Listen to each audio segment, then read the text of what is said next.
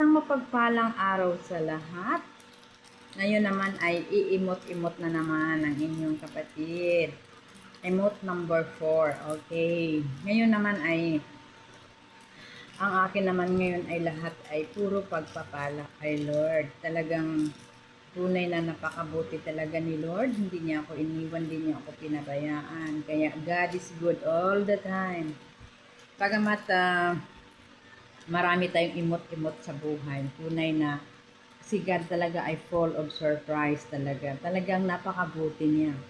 Kung talagang nagtitiwala tayo kay Lord, hindi niya tayo iiwan, hindi niya tayo pababayaan.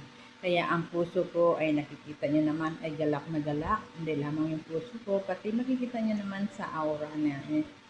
Nagalak na galak ako kasi napakarami pong blessing at pagpapala. Kaya nga sabi ko nga sa inyo na lahat ng mga pagsubok ay pagpapala. So, kung dumadaan tayo ng iba't ibang pagsubok o ito ay palo, umiiyak-iyak pa tayo dahil nga sagad na tayo sa mga pagsubok. Pero glory to God kasi walang pagsubok na manatiling pagsubok kailanman. Okay? Kaya ako umaapaw po yung puso ko sa kagalakan dahil nga tunay, tapat at totoo. Hindi po ako iniwan, di ako pinabayaan ni God. Sa lahat po ng aking laban ay andyan siya na patuloy na gumagabay, pumapatnubay sa akin. Kaya talagang very thankful talaga ako kay Lord kasi kung wala si God ay hindi ko talaga kaya lampasan lahat ng mga pagsubok. Pero tunay na napakabuti si God. Lahat ng pangako niya sa atin ay sapat, tapat at totoo. Lahat ng pangako ni God ay hindi po nagkukulang. Kaya tunay na napakabuti po ng ating Panginoon. Tunay din na kapag tayo ay love ni Lord, at tayo ay nagtitiwala kay Lord, hindi niya tayo iiwan, hindi niya tayo pababayaan. Kaya sa lahat po ng mga pinagdadaanan ko ay alam ko na si Lord po yun ang patuloy na may akda ng lahat. Kasi si God ang ating tunay na Diyos na buhay.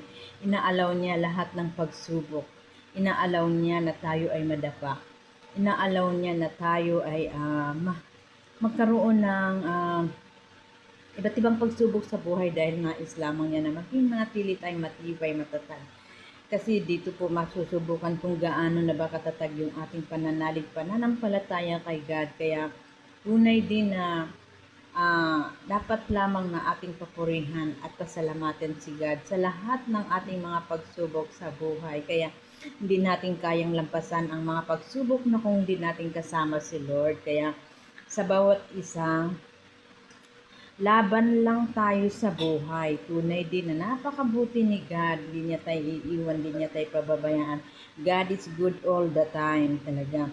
Kaya sa Diyos po lahat ng papuri at pasalamat. Thank you for watching. God bless you everyone.